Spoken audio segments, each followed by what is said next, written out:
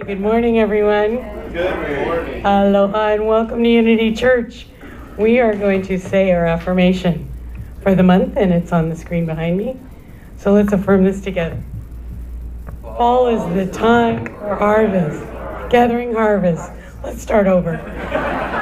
You know, I haven't platformed for a while for my... What the heck? Here we go.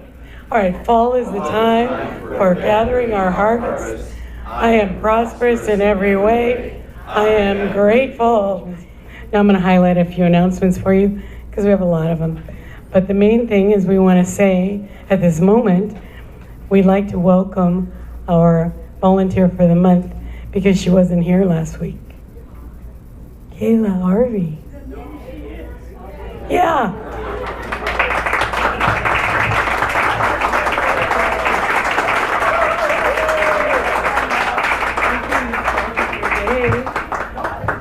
As you can read in your bulletin, Kayla works with her kids week after week after week. She works with our grown-ups too, and she just has a greatest spirit.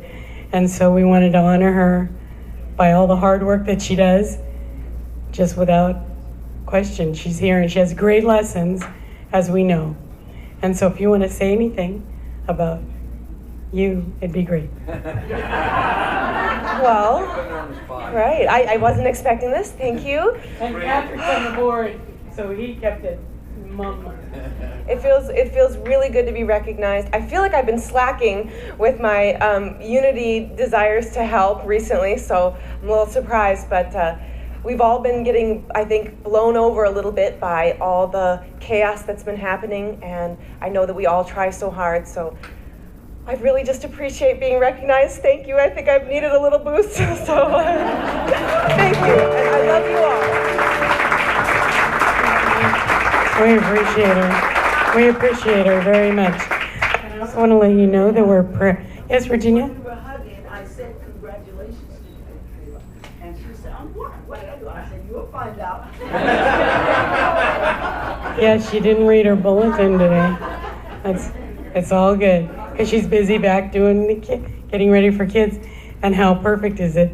There's no children today. So she gets to be in with us. Well, good morning, everyone. Aloha. Today's daily word is healing for Sunday, October 8th, 2017. I relax in the infinite stream of divine love, and I am healed. There's a universal flow of wholeness. It's inexhaustible, irrevocable stream of life in which I live, move, and have my being. As I close my eyes and relax into the remembrance of this truth, I feel the sweet ecstasy of bathing in divine love.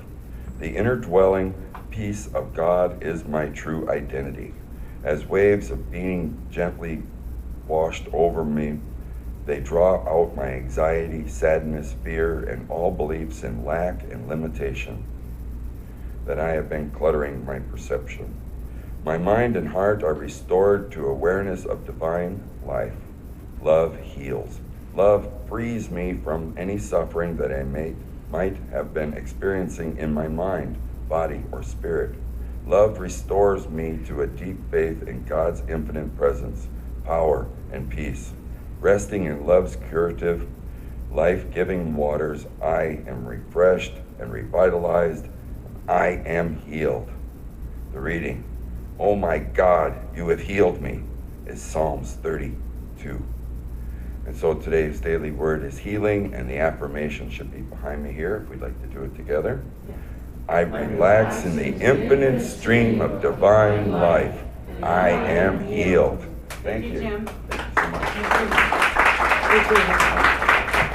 And now I invite you to visualize our sanctuary as a beautiful heart. And let's see this heart moving in and around and through each one of us, filling this room with all the love, the caring, the compassion that we have for ourselves and each other. So breathe into your heart space. Allow that love that is you fill you. And as we fill ourselves with that love, we truly send it out into the world. And if you know of anyone in need of prayer, see them in our heart.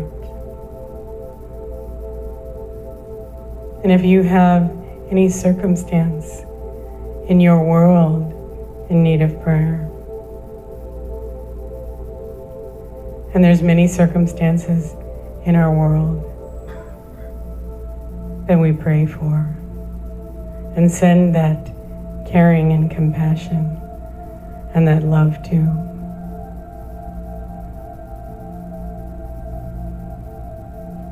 And in the spirit of blessing and love, we hold everyone in our heart as we say the prayer for protection. The light of God surrounds us. I am the light of God. The love of God enfolds us. I am the love of God. The power of God protects us. I am the power of God. The presence of God watches over us. I am the presence of God. Wherever we are, God is, and all is well. And now,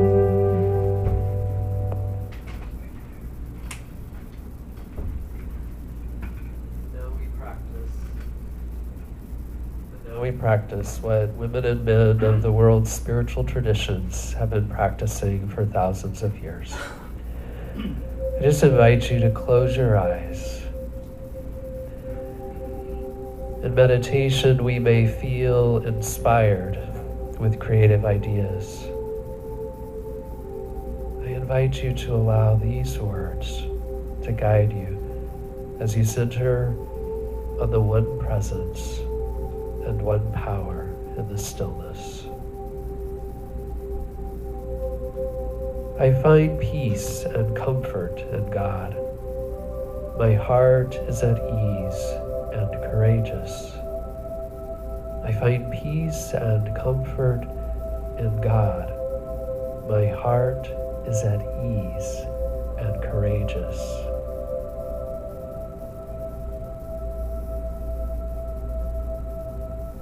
So in this moment, I relax into the calm energy of this place. I make this my time to commune with Spirit.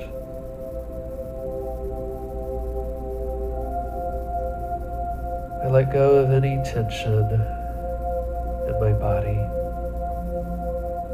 I breathe in deeply and into the peace of my own heart. As I exhale, I let go, and I'm comforted as I settle into the God within. I focus my breath, and I notice in the quiet.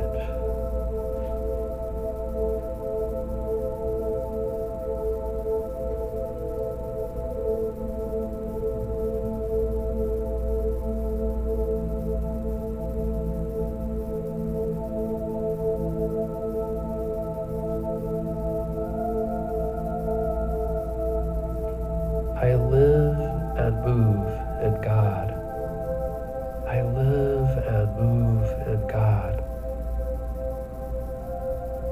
I focus on the God within me, for I live and move and have my very essence in God.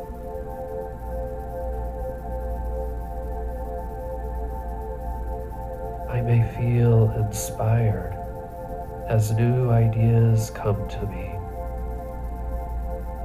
I breathe in and out and listen in the stillness.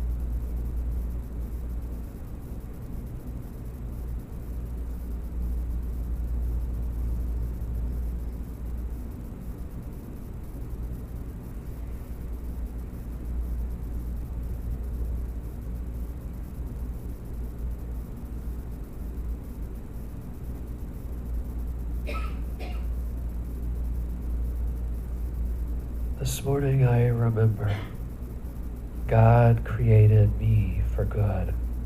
God created me for good.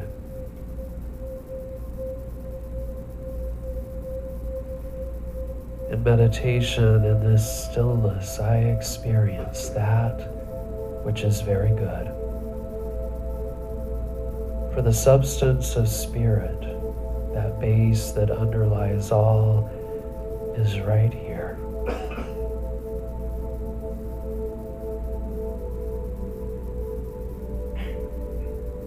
And so with this new inspiration, we complete our meditation time. And I affirm that I have all the divinity I need to move into the next phase of my being. Amen.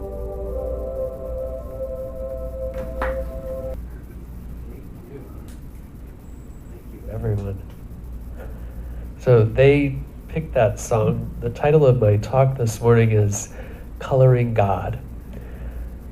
So that song fits perfectly. A few years ago, my grandmother gave me a crayon-colored picture.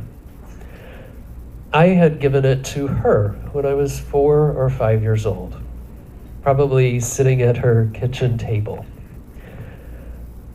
The truth is, I don't remember painting or coloring this picture. She said, "I asked you what was in the sky, and you said, God." There is God with a smiling face and a body moving through the blue sky just above a red brick church. So I was pleased that my grandmother had saved this for decades. But I also felt a little sadness, a little curiosity. What had I been told about God? Where did that idea come from? And was the God that I believed in as a child the same as my belief about God today? Probably not. So this morning you all got crayons, and I encourage you to color. This morning our topic is the nature of the divine. So we'll ask ourselves, how does my image of God serve me? Today we'll explore how we may grow in our understanding of the divine. Marcus Borg, the author of The God We Never Knew, suggests that we grow in our understanding of God as a monarch to embracing God as spirit. He obviously has a whole lot more to say about that in this book. We'll also look at how our self-perception, our outlook on life, relates to our God perception. So this morning I invite you to affirm with me, God is my inspiration. I am the artist of my life. Together, God is my inspiration. I am the artist of my life. So unity communities across the world often affirm there is only one presence and one power active in the universe and in my life, God, the good, omnipotent. And we affirm our unity with this unchanging God of good.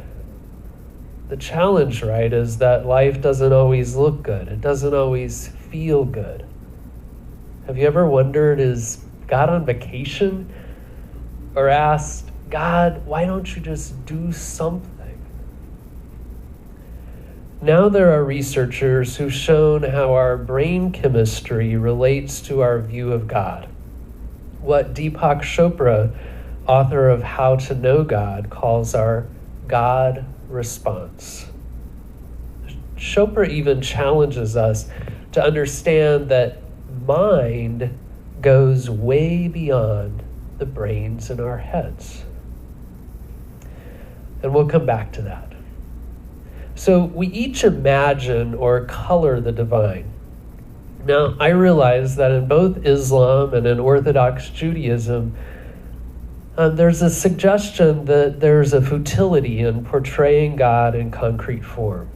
I understand the implication, right? The divine is beyond any depiction that we can come up with. And we risk thinking that our depiction of the divine is God itself. Through the practice, though, of visualizing God in pictures, we can illustrate our metaphysical concepts of God. And this morning, we're going to look at some of Deepak Chopra's concepts. So today, I'd like to offer you an artist journey into God. Pope Julius asked Michelangelo to decorate the ceiling of the Sistine Chapel. Now, at first, Michelangelo said no. He was primarily a sculptor. He wasn't comfortable painting frescoes. And besides, who can paint on a vaulted ceiling? But the Pope sent letters. He sent emissaries again and again and convinced Michelangelo to come. Now, the plan was for the Pope and his theologians to give Michelangelo ideas. This is what we want you to put on the ceiling. But Michelangelo is an artist. So the design became more and more elaborate, with over 300 figures on the ceiling. And of course, this may be the one that we remember most.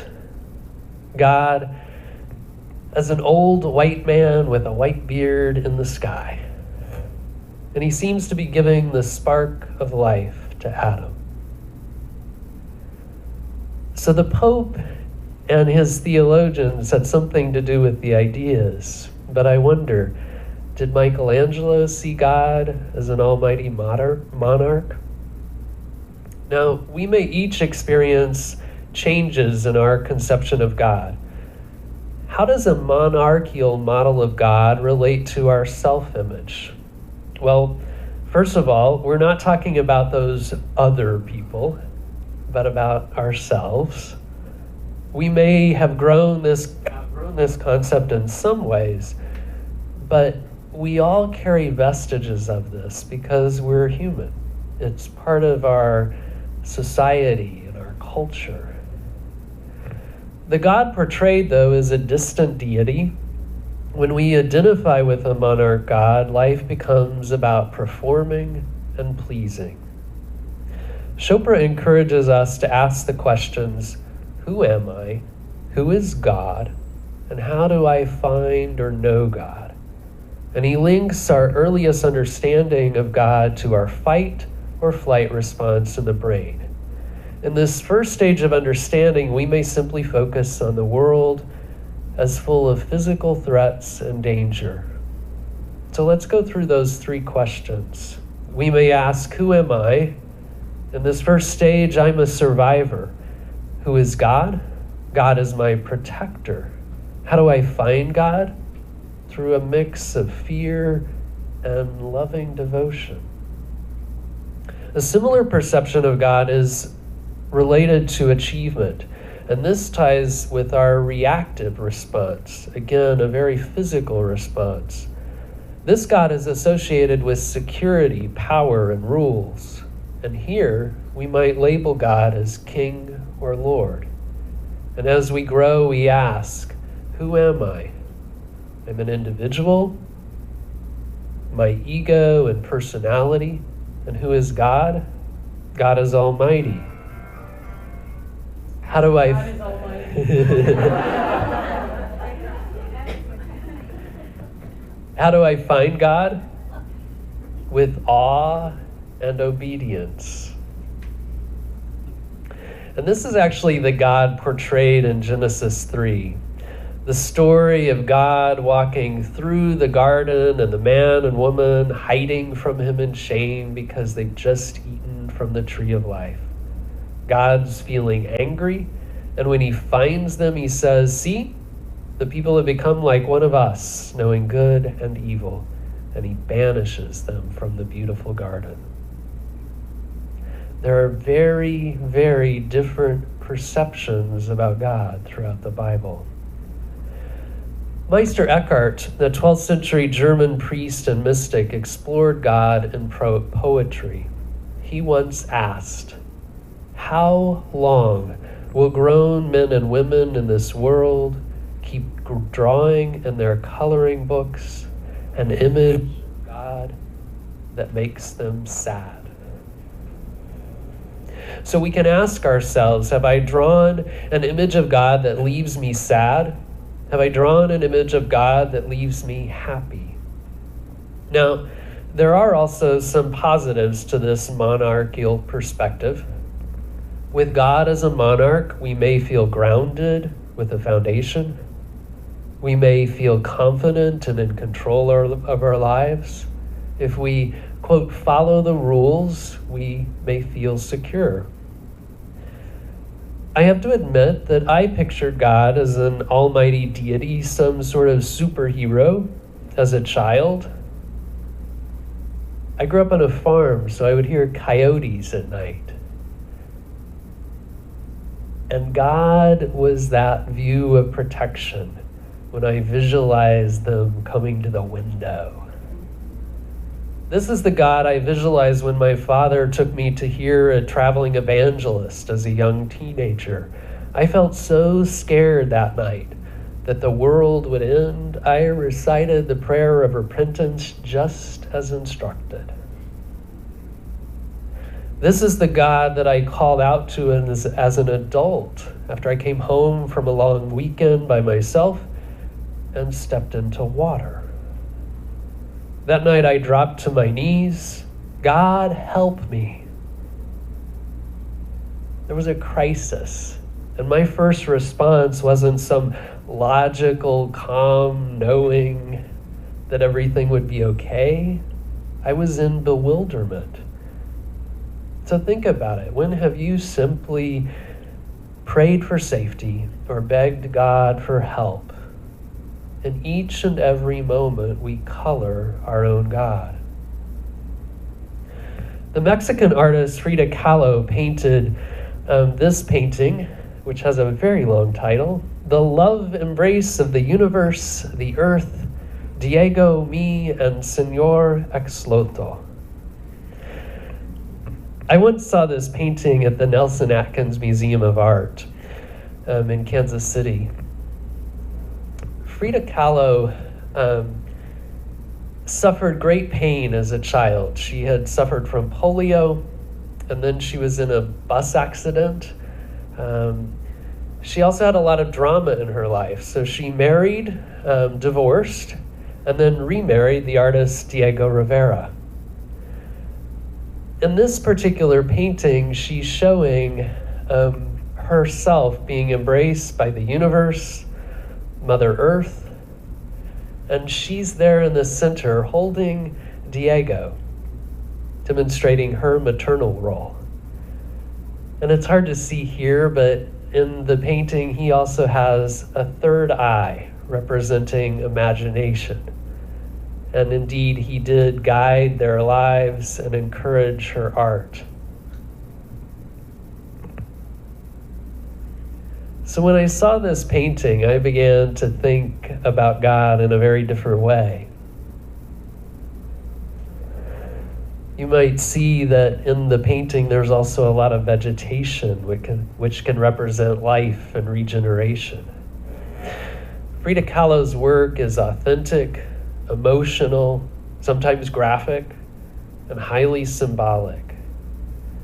So did Frida perceive her source as nature and creativity?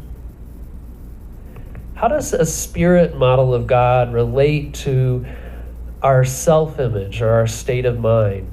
Deepak Chopra gives us several perspectives, linking evolving ideas to responses that come more from the mind than from the brain. Those intuitive, creative, visionary, and sacred responses. Life becomes about a relationship with this universal spirit. We may label that divine as energy, a universal source, or life.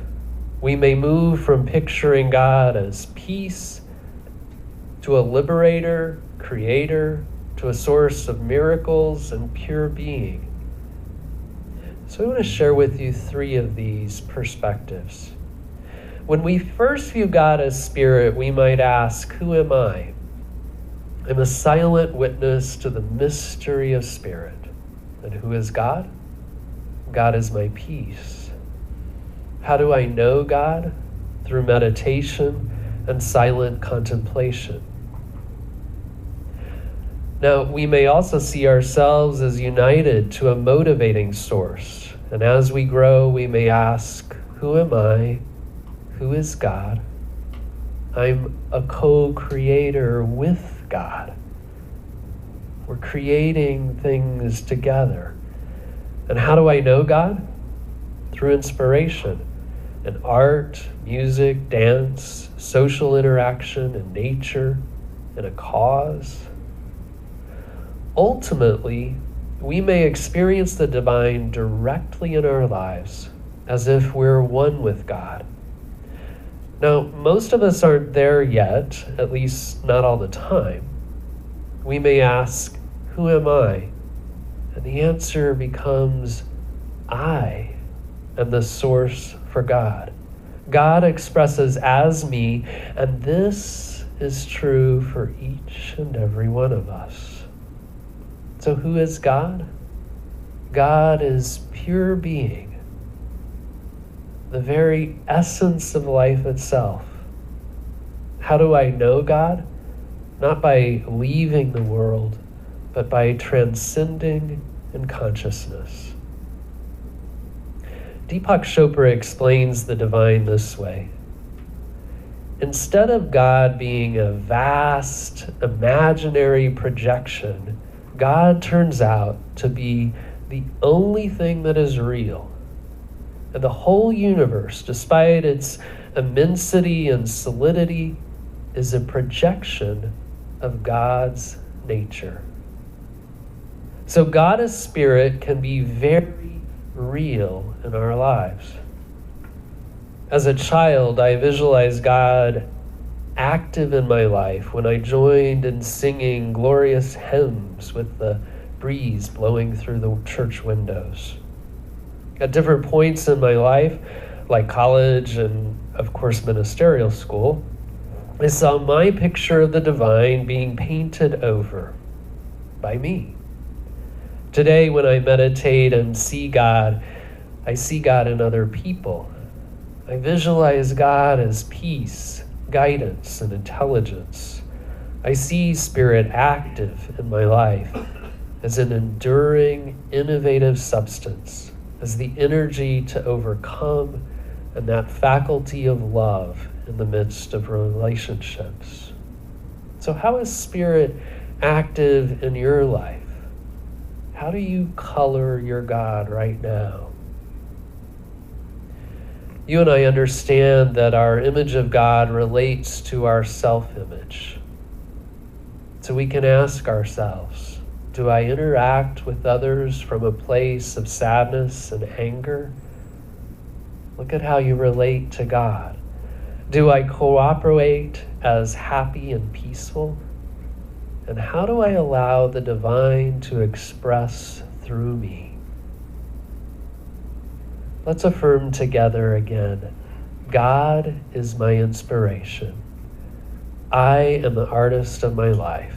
Together, God is my inspiration. I am the artist of my life. So ask yourselves this week, who am I? Who is God? And how do I know God? We each have choices. So I encourage you to color, if on paper or in your head. I encourage you as spiritual beings, as the artists of your lives, to explore how you imagine God. You color God your way. May your coloring leave you cheerful. Namaste.